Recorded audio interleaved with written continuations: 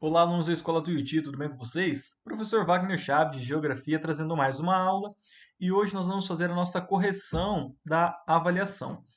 Então vamos seguir o modelo da avaliação anterior. Eu vou deixar um link do Google Drive, onde vocês terão acesso à avaliação de vocês corrigidas, comentadas com a nota. Então corre lá, pega a sua avaliação, já vai fazendo as questões que você errou, refaçam as questões erradas e me enviem de novo no meu e-mail. Se você ainda não enviou a avaliação, por favor, faça isso o mais rápido possível, porque nós precisamos dessa avaliação para fechar as notas do bimestre. Beleza, pessoal? Sem mais delongas, vamos lá então. Bom, questão 1. O que são bacias hidrográficas? Vamos lá. Tem um rio, um canal, correto? Quando chove, a água ela sai do lugar mais alto para o lugar mais baixo, geralmente até encontrar esse rio, e daí ela vai seguir até encontrar, chegar num lago ou desaguar no oceano.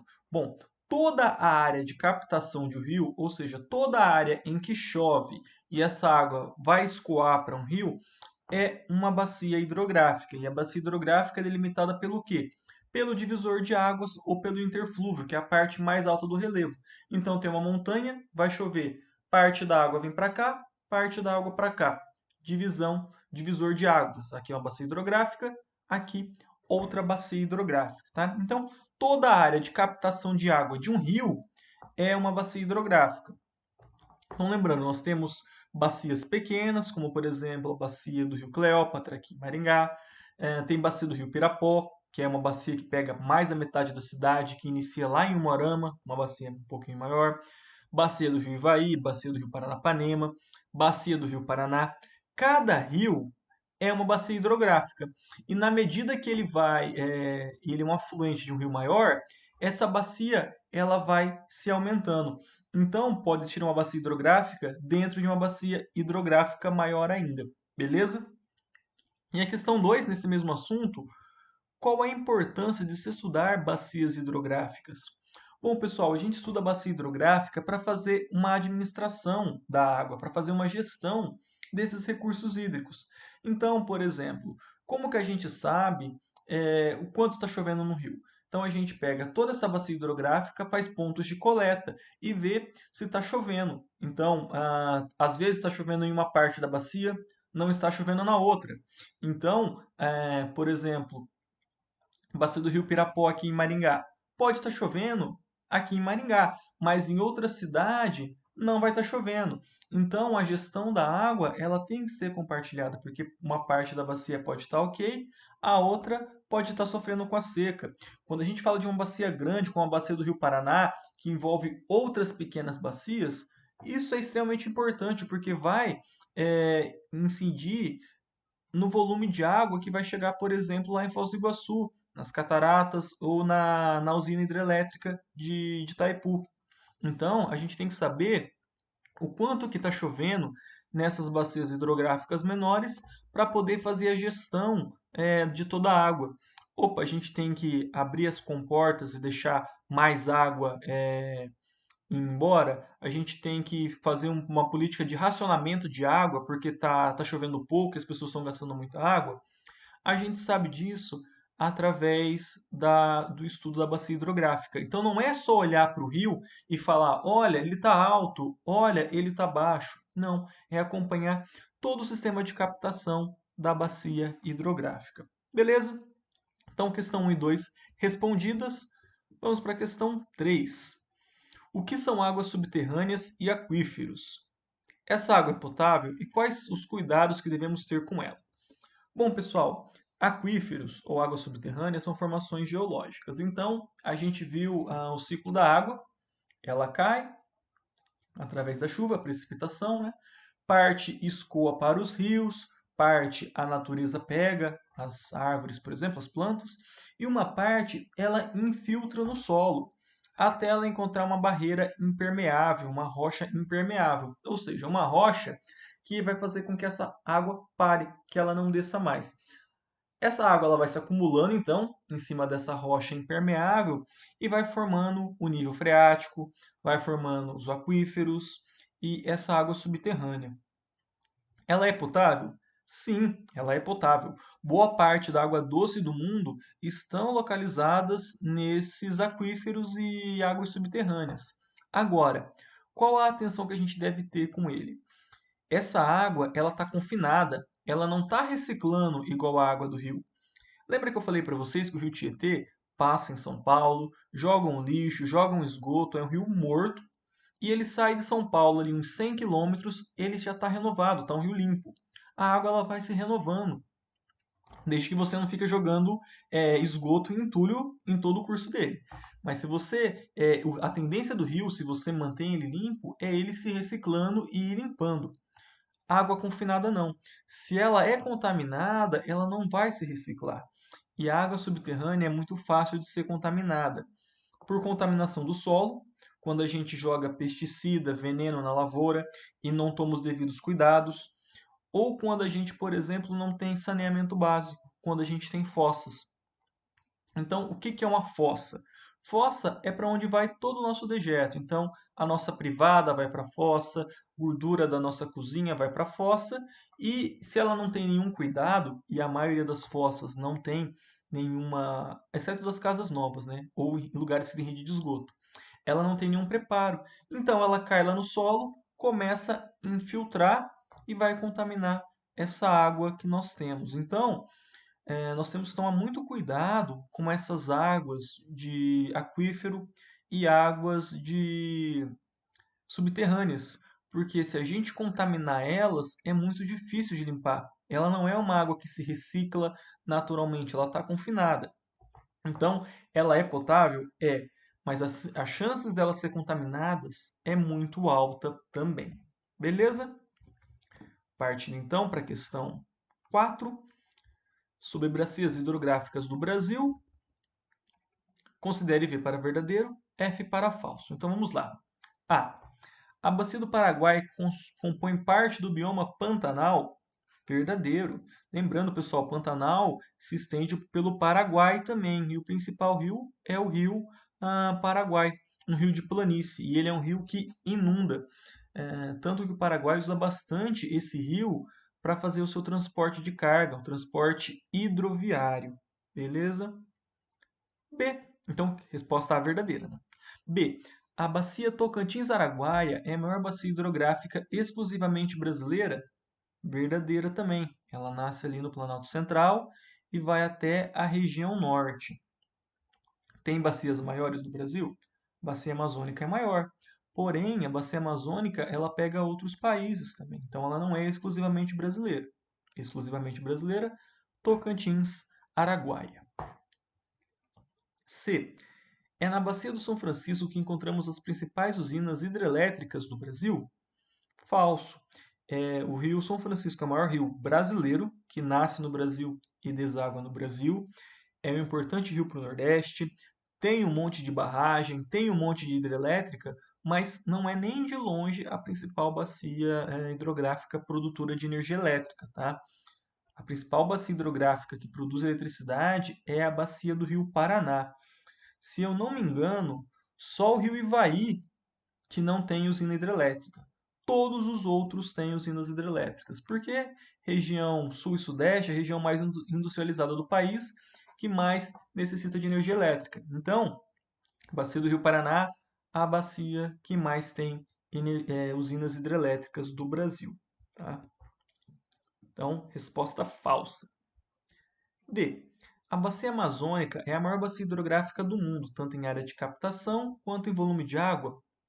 Verdadeiro, a bacia amazônica é gigante, gente. Pega boa parte da região norte, uma parte do centro-oeste, pega Bolívia, Venezuela, Peru, Guiana, Guiana Francesa. Então ela é gigante. E em volume de água também nem se fala.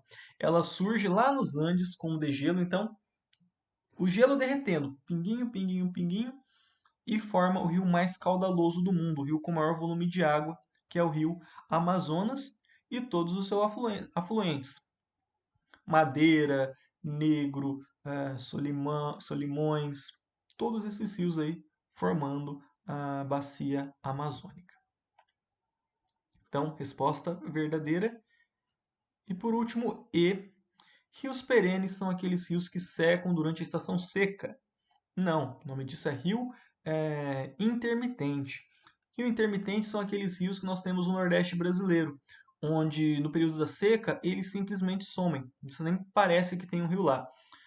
Os rios do Brasil, em sua grande maioria, são perenes. Na época da seca, eles diminuem o nível, mas não secam. Você sabe que tem um rio lá.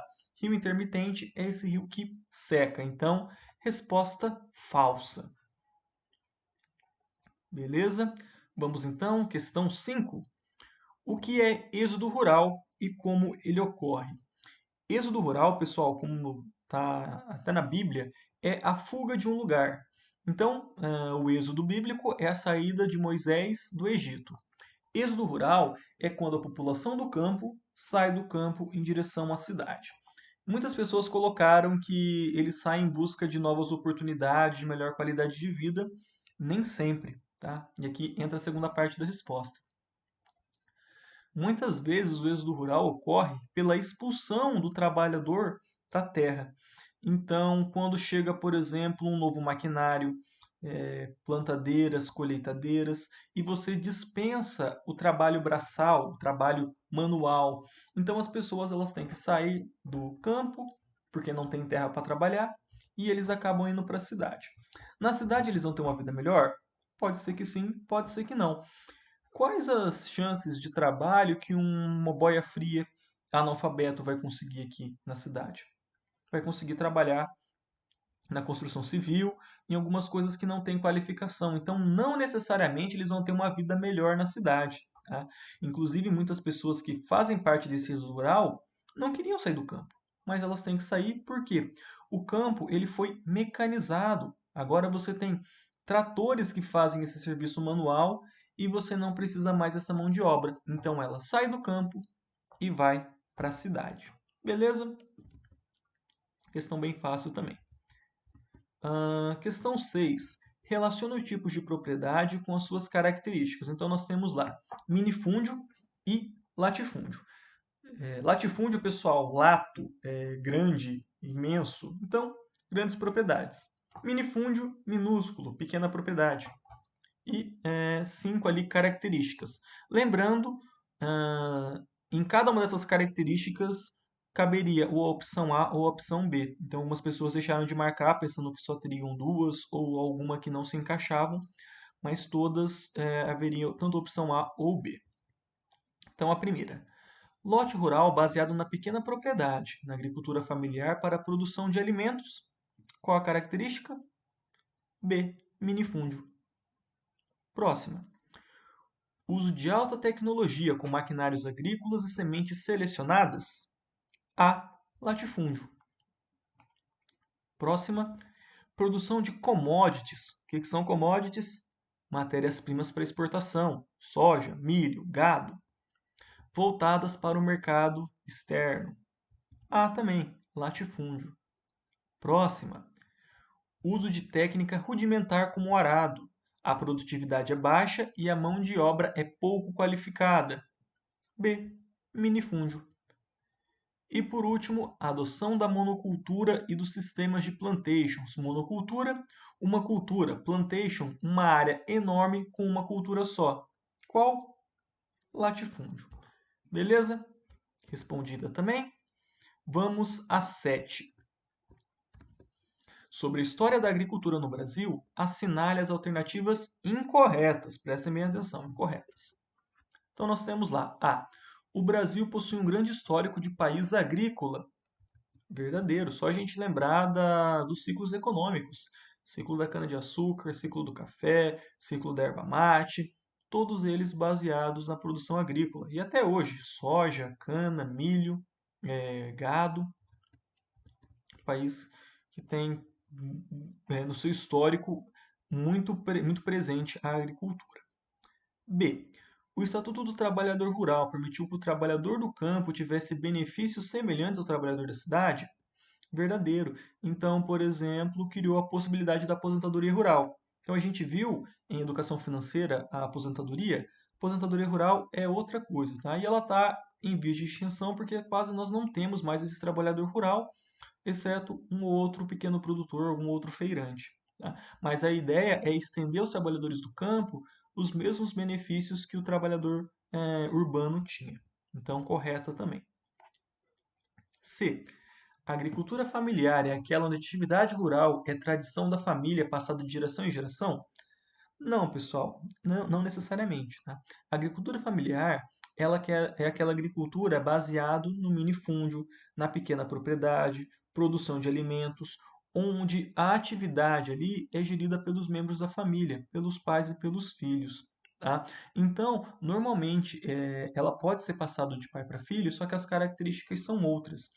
Normalmente, essa tradição agrícola, na verdade, é ligada mais ao latifúndio. São famílias riquíssimas, e eu mencionei para vocês quando eu falei das terras no Brasil, inclusive no Nordeste brasileiro, famílias de antigos capitães donatários que vieram nas caravelas e que têm propriedades rurais passadas de pai para filho, mas é baseado na grande propriedade. Então, a propriedade é do pai e do filho, mas a atividade, quem trabalha lá, não. Funcionários.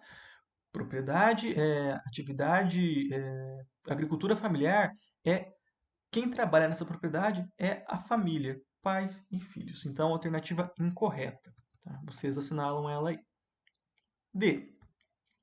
O sistema extensivo é aquele que utiliza tecnologia e grande investimento, por isso é o mais produtivo. Resposta incorreta também, pessoal. Não é o extensivo, é um intensivo. Lembra, intensidade, muito, dinheiro, tecnologia. Ele é o mais produtivo, porém é o intensivo. Extensivo é qual tipo de produção? Essa rudimentar, do minifúndio, da pequena propriedade, da produção familiar. E, por último, estrutura fundiária diz respeito ao tamanho da propriedade, latifúndios e minifúndios? Verdadeiro. Estrutura fundiária é a distribuição de terras. E no Brasil a gente vê uma prevalência de latifúndios, de grandes propriedades. Então, as alternativas incorretas aí que vocês deveriam assinalar eram C e D. Próximo. Uma questão bônus, para facilitar um pouco a vida de vocês. O módulo rural é o cálculo de quanto uma família rural, composta por 4 pessoas, deve ter de propriedade para produzir o necessário à sua sobrevivência. Explique por que o tamanho do módulo rural sofre variações pelo Brasil. Então, o módulo rural no Paraná não é o mesmo módulo rural de Pernambuco. Por quê? O módulo rural é o espaço necessário para uma família de 4 pessoas tirar o seu sustento. Se o solo é fértil, se o clima ajuda, se tem chuva, você precisa de menos espaço para produzir mais. Se o solo é pobre em nutrientes, se o clima não ajuda, se não tem chuva, você precisa de mais espaço para produzir a mesma quantidade. Então a ideia do módulo rural é: se o solo é fértil, num lugar que você consegue produzir, o módulo rural é menor, porque você precisa de menos espaço para produzir X quantidade de alimento. Se o lugar é infértil, sofre com esses problemas, você vai precisar de mais espaço para produzir a mesma quantidade de comida que o módulo rural de um lugar fértil. Então, por isso que o módulo rural, o tamanho do módulo rural, muda de acordo com a região no Brasil, porque ele leva em consideração características do solo e as características climáticas. Beleza, pessoal? A avaliação não estava difícil, vocês têm à mão de vocês à sua disposição todo o material, apostila, caderno. Senti falta de algumas respostas mais complexas para vocês ganharem a nota integral de cada questão. E aquilo, corram lá, peguem a avaliação de vocês, já façam as questões que vocês erraram, me enviem. E se você não enviou ainda, por favor, corra o mais rápido possível. Vou ficando por aqui. Um abraço e até mais.